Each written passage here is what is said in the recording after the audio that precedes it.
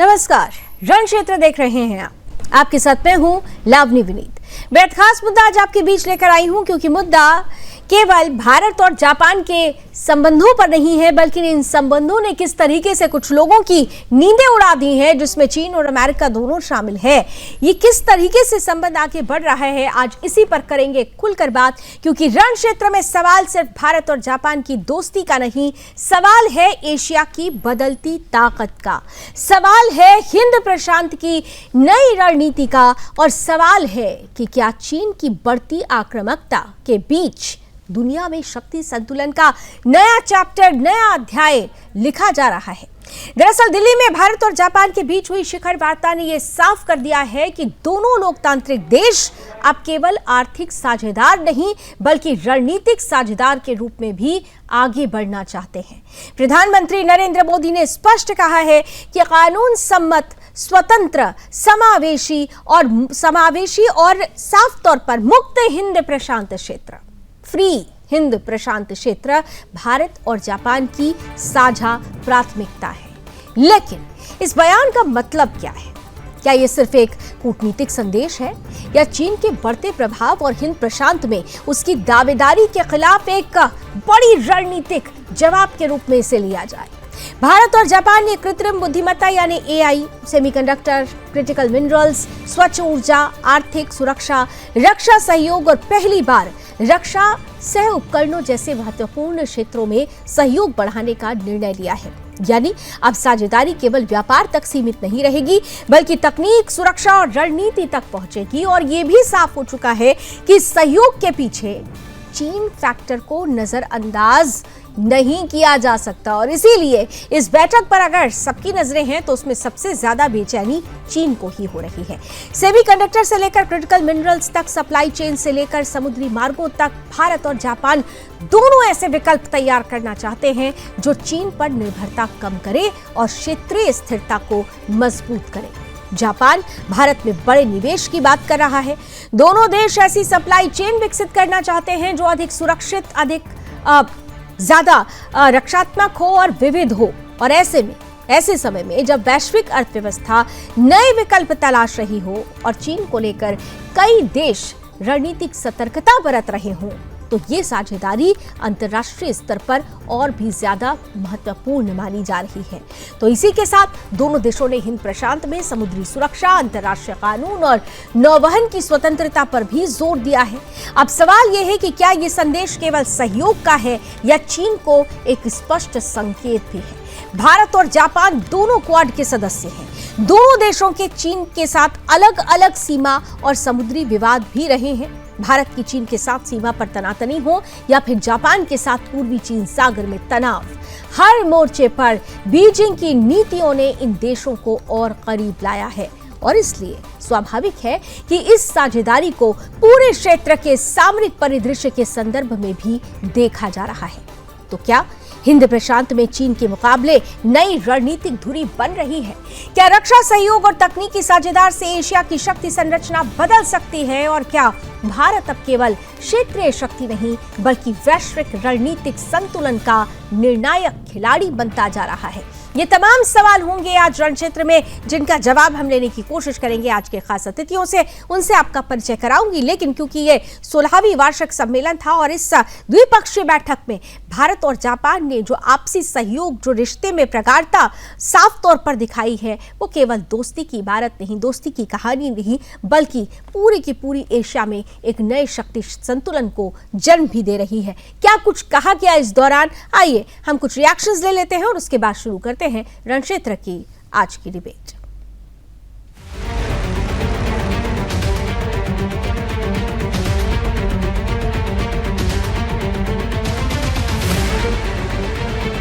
कुछ ही दिन पहले G7 समिट में मैंने कहा था कि वैश्विक उथल-पुथल के आज के माहौल में आपसी विश्वास हमारा सबसे बड़ा स्ट्रेटेजिक एसेट है। और मुझे गर्व है कि भारत जापान की साझेदारी इस कसौटी पर पूरी तरह खरी उतरती है। पिछले कई दशकों में ऑटोमोटिव से लेकर इलेक्ट्रॉनिक्स तक जापान ने भारत की ग्रोथ स्टोरी का अहम हिस्सेदार बनकर दोस्ती और विश्वास की एक अमूल्य पूंजी बनाई है। और आज प्राइम मिनिस्टर ताकाइची की यात्रा से हम अपनी special strategic and global partnership के नए अध्याय की शुरुआत कर रहे हैं। 本日、日本を代表する150社以上の企業の皆様と共に、このデリーの地でこうやってお会いできること大変嬉しく思います。able to participate here, feel very happy to do so. In 2007, the then Prime Minister Shinzo Abe delivered his historic speech, The Confluence of the Two Seas, here in India. In that address, he presented a visionary concept linking the Pacific Ocean and Indian Ocean as the seas of freedom and prosperity. This India is the very place where the vision of today's free and open Indo-Pacific was born. Today, as the world enters in an era of profound challenges marked by the rise of protectionism, economic coercion, and growing geopolitical tensions, it has become essential to strengthen regional autonomy and resilience. With this in mind, in May this year, I proposed a further revolution of FOIP founded on the ground principle of growing stronger and more prosperous together. This vision, centered on the twin principles of autonomy and resilience, also resonates deeply with Prime Minister Modi's Mahasagar initiative.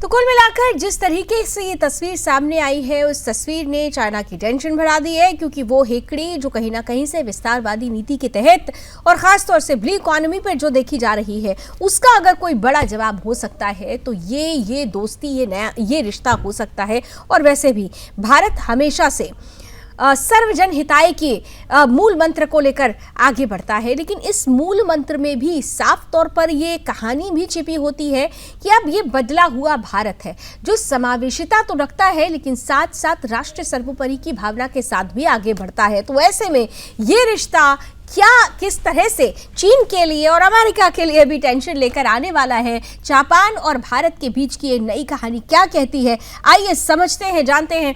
आज के guest panel का स्वागत करते हैं, जिनसे इन तमाम सवालों का जवाब हम समझेंगे। स्वागत करते हैं देश के जाने माने डिफेंस एक्सपर्ट हैं, वीर चक्र से सम्मानित कर्नल TPS त्यागी सर हमारे साथ आ चुके हैं। नमस्कार सर, जय हिंद, बहुत बहुत स्वागत। साथ ही साथ देश के जाने माने फॉरेन एक्सपर्ट हैं अरविंद सिंह तेजावत जी भी हमारे साथ हैं, बहुत स्वागत है सर आपका भी। और साथ ही साथ जाने माने पॉलिटिकल एक्सपर्ट सुरेंद्र स्वामी सर भी हमारे साथ आ चुके हैं, सर आपका भी स्वागत। मैं शुरुआत कर्नल सर आपके साथ करना चाहती हूं, क्योंकि देखिए हम चाहते तो हमारे पास आज बहुत सारे मुद्दे थे, बहुत तरीके से देश में पॉलिटिक्स अलग अलग रंग दिखा रही है, लेकिन ये जो रंग था भारत और जापान का, ये तमाम उन खबरों पर भारी पड़ता हुआ नजर आया, इसलिए क्योंकि जब हम भारत की बढ़ती शक्ति की, भारत की उभरती तस्वीर की बात करते हैं तो ऐसे रिश्ते बहुत मायने रखते हैं। और जब हमने इस पूरे परिदृश्य में एक शब्द देखा, जब हमारे प्रधानमंत्री कहते हैं कि कानून सम्मत हिंद प्रशांत महासागर, ये अपने आप में बहुत बड़ा संदेश था। ये संदेश और ये आज की मुलाकात, ये आज का रिश्ता, जहां प्रधानमंत्री ताकाइची को अपनी छोटी बहन भी कहते हैं, किस तरीके से आप ले रहे हैं इसे? देखिए, प्राइम मिनिस्टर ने ये बात तो कही कि yes the Pacific should be free.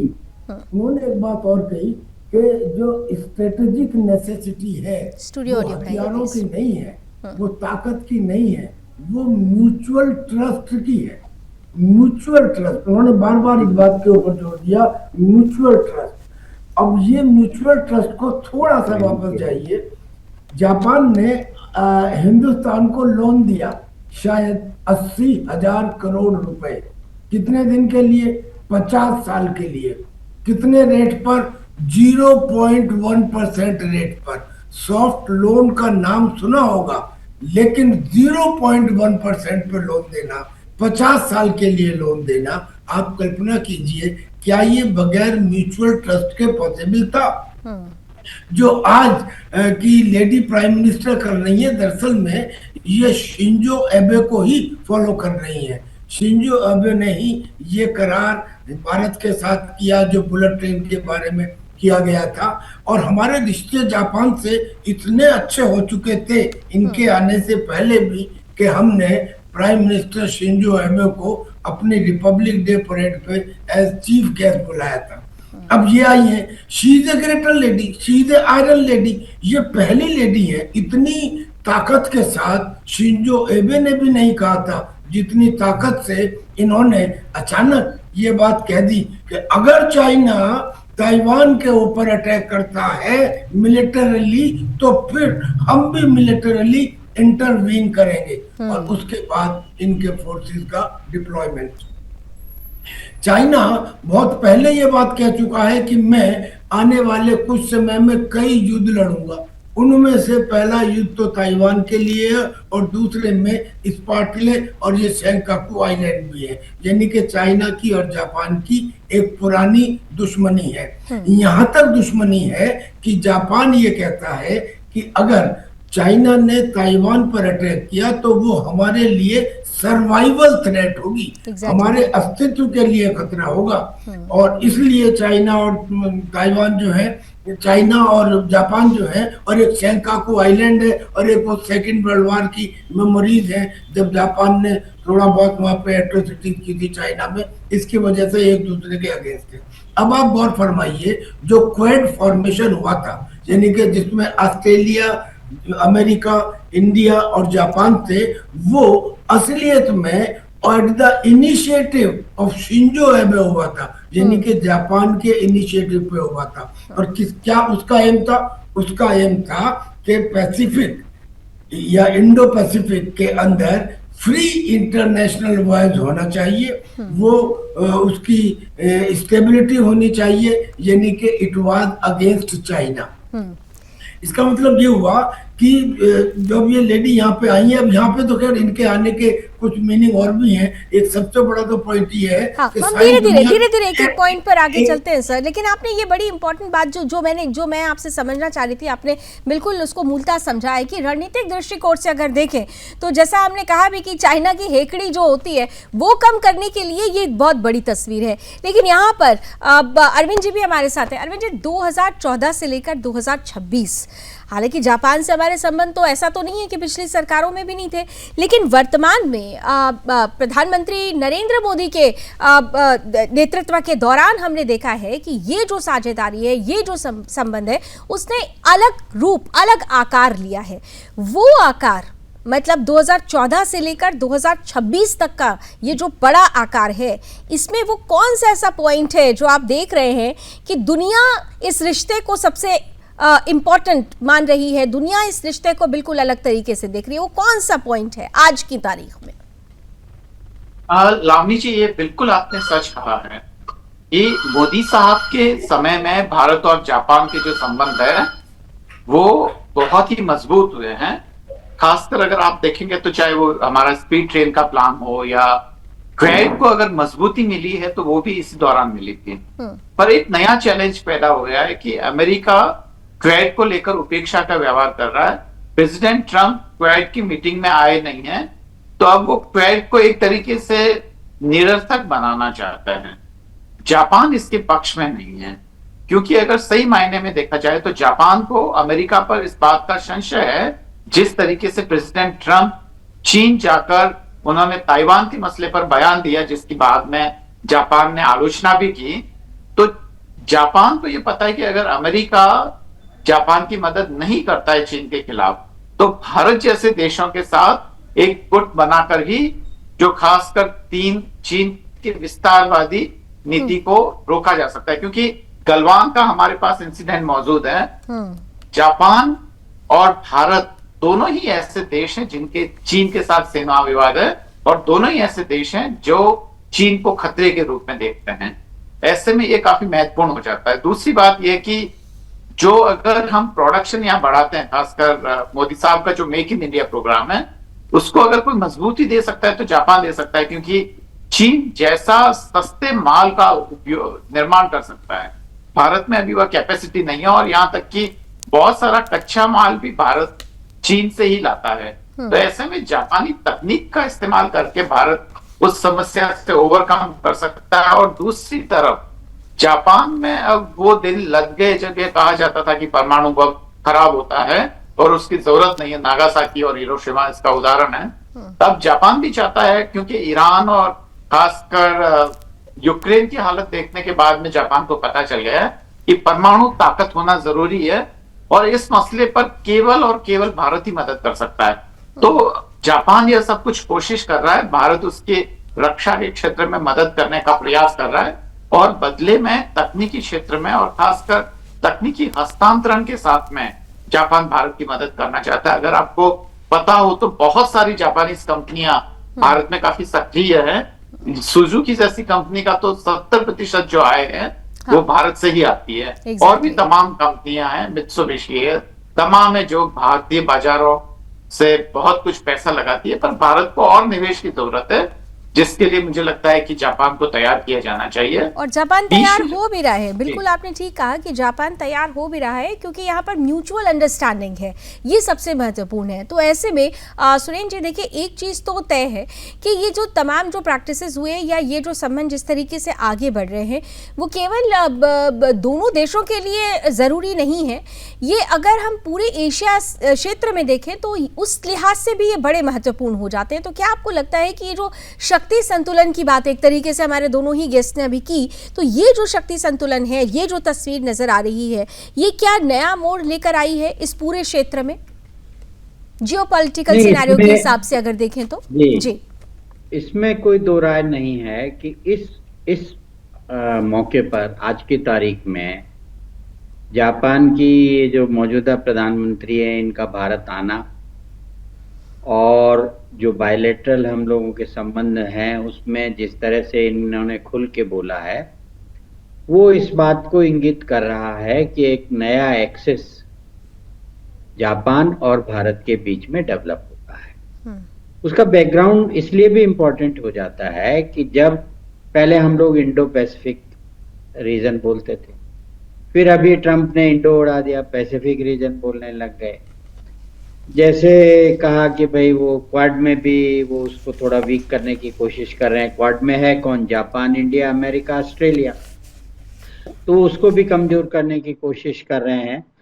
और जो पहले चीन की ही सिर्फ नीति थी कि प्रोटेक्शन करना, कोएर्शन करना, आर्थिक रूप से करना, और जहां जहां मौका मिल जाए वहां पे जियोपॉलिटिकल अनस्टेबिलिटी को जन्म देना, वही अब अमेरिका भी उस लाइन पे पिछले 1-2 साल में लगा है कि चल रहा है। तो ऐसी स्थिति में अगर ट्रस्ट नहीं होगा और आप एक दूसरे के तरक्की के लिए नहीं सोचेंगे, तो फिर रिलेशनशिप दो देशों के बीच में कैसे बढ़ेगा।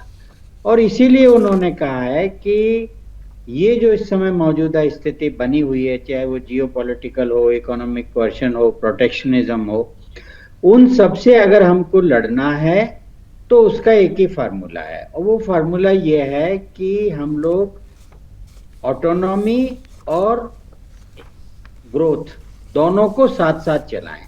मतलब हम एक दूसरे देश पे कोएर्शन नहीं करें, उनको ब्लैकमेल नहीं करें, उनकी ऑटोनॉमी की इज्जत करें, और इसके सहारे हम देश दोनों, जापान और भारत मिलकर के आगे बढ़ें, स्टेप बाय स्टेप हम इसमें आगे बढ़ें।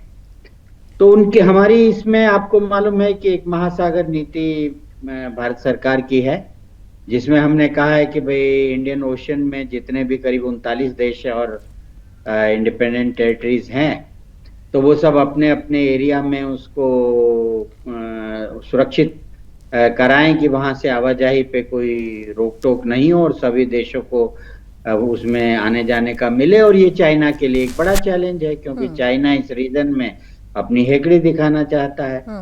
उस पर जापान की पीएम ने भी यही कहा है, FOIP एक उनकी नीति है, फ्री ओपन इंडो पैसिफिक। तो freely open for everybody Indo Pacific का मतलब ही यही है कि ये क्षेत्र सबके लिए खुला होना चाहिए। तो हम लोग जो चाह रहे हैं, जो इंडो चाइना भारत और जो जापान की नीति है वो ये है कि हम समुद्र के जो क्षेत्र हैं उसमें सबका अधिकार हो, सब अपने अपने एरिया में सुरक्षा करें और आवाजाही को सुनिश्चित करें। अब यही मुसीबत है चीन के लिए। तो नेचुरली इस हालात में जो इस समय मैंने जैसे बताया, जो इस समय वर्ल्ड में जो सिचुएशन डेवलप हो रही है डिस्ट्रस्ट की और राष्ट्रों के बीच, तो उसमें खुलकर सामने आकर जापान की प्रधानमंत्री का इन इश्यूज को एड्रेस करना और उसके लिए मोदी जी की तारीफ करके और महासागर की भी बात करना और फिर ये कहना कि हम इसी नियम पे एक दूसरे पे विश्वास करके आगे बढ़ सकते हैं कि हम मजबूती से आगे बढ़े, हमारी रेजिलियंस बढ़े और एक दूसरे के लिए हम ऑटोनॉमी की हम उसकी इज्जत करें। रिक्वेस्ट, हाँ बिल्कुल, उसकी रिस्पेक्ट कि इसलिए ये जो मीटिंग हो रही है, बाकी तो देखिए एग्रीमेंट तो होंगे, हाँ। जो हम उनको एक्सपोर्ट करते हैं, हम कहते हैं $27.5 बिलियन का बाइलेटरल ट्रेड है हमारा, तो वो इश्यूज इतने इम्पोर्टेंट नहीं है, बल्कि ये जो स्ट्रेटेजिक अलायंस इस स्टेज पे हो रही है और खुल के बोल के हो रही है, मैं समझता हूं ये अपने आप में बहुत इम्पोर्टेंट है। बिल्कुल, तो आपके इसी पॉइंट को मैं जरा लेकर जाऊंगी अब कर्नल सर के पास कि स्ट्रैटेजिक जो ये कसेट होता है और ये जो साझेदारी होती है, खास तौर से अभी हमने बीते दिनों देखा कि जब प्रधानमंत्री सेशल्स में मौजूद थे उस वक्त भी ये कहा गया था कि ब्लू इकोनॉमी की बात हो रही थी और इसी एक तरीके से वहां पर भी एक स्ट्रैटेजी थी। हम ब्लू इकोनॉमी की बात तो करते हैं लेकिन ब्लू सिक्योरिटी भी बहुत ज्यादा जरूरी है और भारत के परिप्रेक्ष्य में। तो ऐसे में मैं आपसे ये समझना चाहूंगी कर्नल सर कि क्या ये जो हम परिवर्तन लेकर आए हैं, हम 2014 से 2026, क्या आपको लगता है कि समुद्री सुरक्षा को लेकर और खासतौर से चाइना को लेकर हम लोगों ने जो अपनी नीति बदली है वो चाइना के लिए थोड़ी से तनावपूर्ण स्थिति में चाइना को लेकर आई है, या चाइना के साथ साथ काफ़ी हद तक अमेरिका को भी हम कुछ मैसेजेस देने की कोशिश कर रहे हैं? क्योंकि हमने यहाँ पर एक और नई तस्वीर देखी, डॉलर नहीं अब तो सिक्का बोलेगा रुपए और येन का, इसको लेकर भी तस्वीर सामने आने लगी है। तो क्या हम एक तीर से कई निशाने साध रहे हैं? जी सही कह रही हैं आप। चाइना को अगर तकलीफ ना हुई होती, चीजों को बाई इम्प्लीकेशन समझना पड़ता है, अगर चाइना को तकलीफ ना हुई होती तो वो मलक्का स्टेट के खतरे से या उसको बाईपास करने के लिए वो म्यांमार के थ्रू बांग्लादेश में के थ्रू बे ऑफ बंगाल में आने की प्लानिंग ना कर रहा होता। जब बांग्लादेश के prime minister Tariq Rahman China गए तो वहां जाके किस बात के ऊपर बातचीत हुई कि साहब हम एक रोड बनाएंगे उसी तरह से जैसे CPEC उन्होंने पाकिस्तान में बनाया है। बोले वो तो वेस्टर्न था, वो तो अरेबियन सी में था, अब हम बे ऑफ बंगाल में बनाएंगे और हम म्यांमार से होते हुए बांग्लादेश और बांग्लादेश से बे ऑफ बंगाल में जाएंगे। तो ये उनको खलबली क्यों महसूस हुई है? ये खलबली इसलिए महसूस हुई है कि हिंदुस्तान का बढ़ता हुआ कद उन्हें दिखाई दे रहा है। और जापान की प्राइम मिनिस्टर का यहाँ के कहना, और जैसे हमारे बहुत इम्पोर्टेंट को पैनलिस्ट ने कहा, बिल्कुल भाई साउथ चाइना सी में जितने भी लिटोरल कंट्रीज हैं, इंडोनेशिया, मलेशिया, वियतनाम, ब्रूनेई, इन सब के एक्सक्लूसिव इकोनॉमिक जोन पर चाइना कब्जा करना चाहता है। उसने नए अपने आर्टिफिशियल आइलैंड बना लिए हैं और उन आर्टिफिशियल आइलैंड का जो एक्सक्लूसिव इकोनॉमिक जोन है वो उनसे टकराता है, तो उन सब में वो अपना एक्सपेंशनिज्म कर रहा है। ऐसे देशों के साथ मिलके, और जापान इज कंसर्न, तो ऐसे देशों के साथ में मिलके एक नया कॉन्स्टिलेशन, एक नया ऑर्गेनाइजेशन बनाया जा सकता है। और इसकी आवश्यकता क्यों पड़ी? जो आपने बताया कि अमेरिका के ऊपर विश्वास मिडिल ईस्ट कंट्रीज का कम हुआ है, दुनिया का कम हुआ है, इसी तरह से जापान का भी कम हुआ है। और अगर जापान का कम हुआ है तो अब इस एरिया में ऐसा कौन सा देश है जिसके ऊपर भरोसा किया जा सकता है? जापान के लिए तो हिंदुस्तान इस वजह से भी है, और हिंदुस्तान के लिए जापान दो और वजह से है। एक वजह तो ये कि जो बुद्धिज्म है वो 6ठी शताब्दी में हिंदुस्तान से जापान गया था।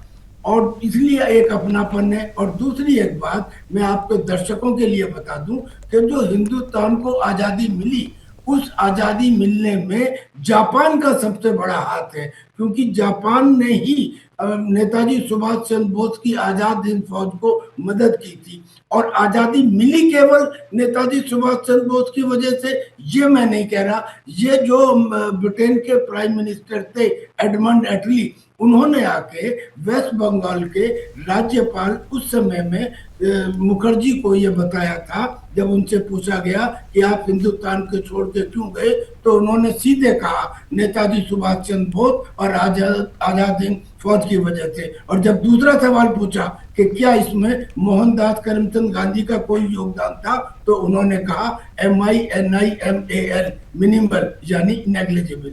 और ये बात, ये बिल्कुल चीजें इंटरनेट के ऊपर अवेलेबल है। तो ये बात भी क्लियर हो गई कि नेताजी सुभाष चंद्र बोस को मदद की जापान ने, आजादी मिली उनकी वजह से।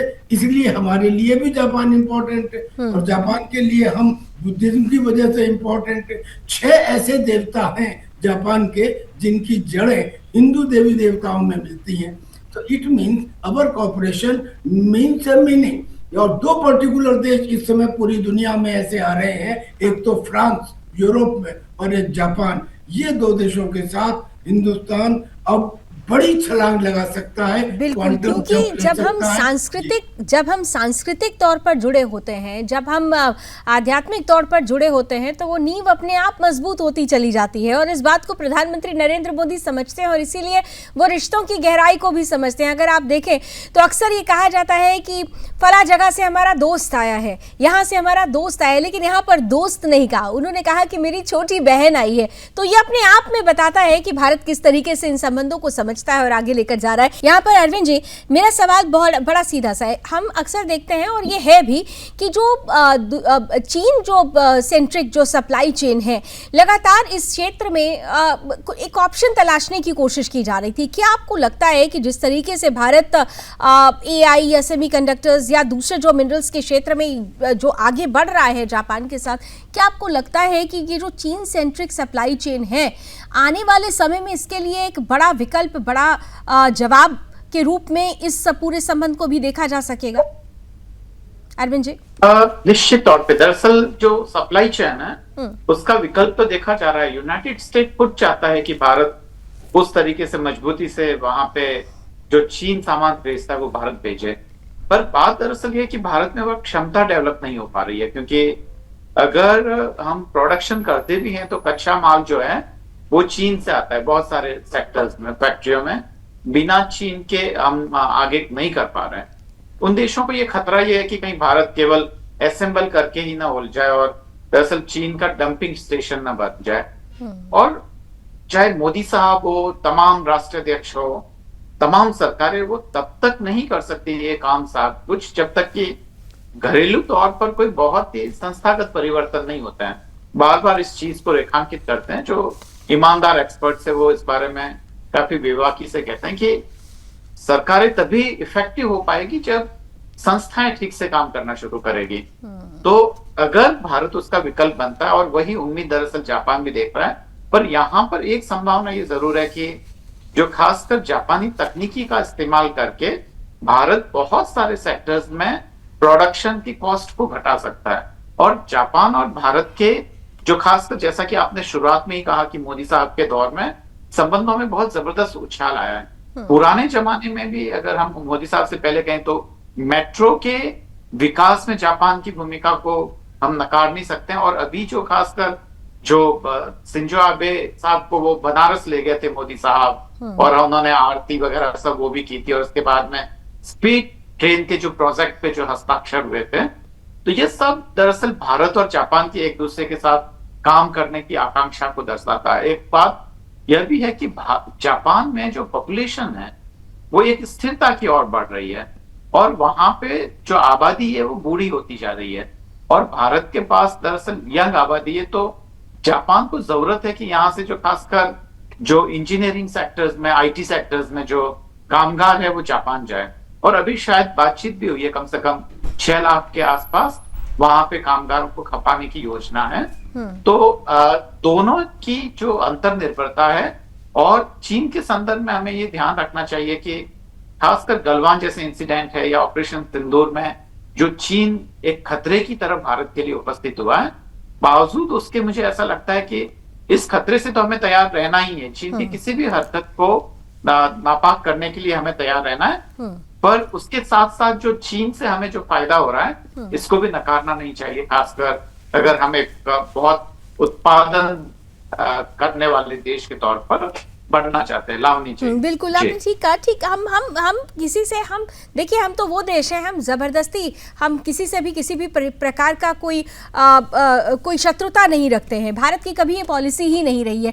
लेकिन जब हम चाइना की बात करते हैं तो वो तो वही कहानी है ना, हिंदी चीनी भाई भाई कहते रहे और पीठ में छुरा घोंप दिया गया, और इसीलिए कहा जाता है कि थोड़ा सतर्क रहने की जरूरत है। लेकिन थोड़ा सा अलग हटके मैं बहुत जल्दी से अब 1 मिनट में चाहूंगी सुरेंद्र जी इस पर जरूर प्रकाश डालिएगा, क्योंकि देखिए एक तरफ हम अंतर्राष्ट्रीय स्तर पर तो इस पर बात कर रहे हैं, लेकिन यही जापान, याद था मुझे कि जब प्रधानमंत्री नरेंद्र मोदी और पहली जब मुलाकात हुई थी जापान से, जब रिश्तों की बात हुई, 2014 की बात है ये, if I am not wrong, Kashi को क्योटो बनाएंगे की कहानी तब से जब शुरू हुई थी।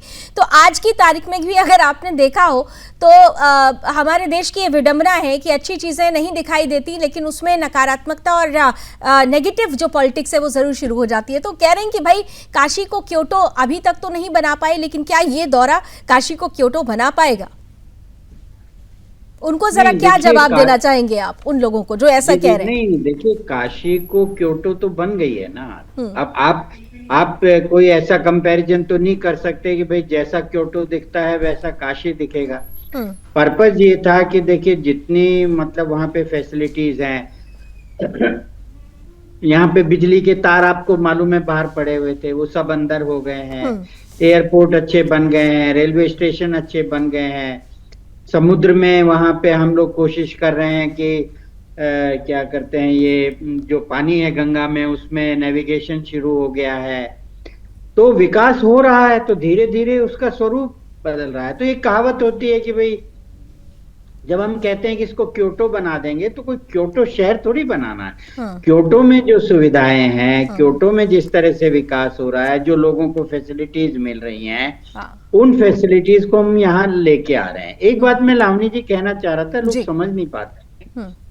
जापान से हमारे संबंध अच्छे हैं और अच्छे हो सकते हैं। उसका कारण यह है कि एक मजबूत देशों में जापान एक ऐसा देश है जो नॉन अब्राहमिक रिलीजन का कंट्री है।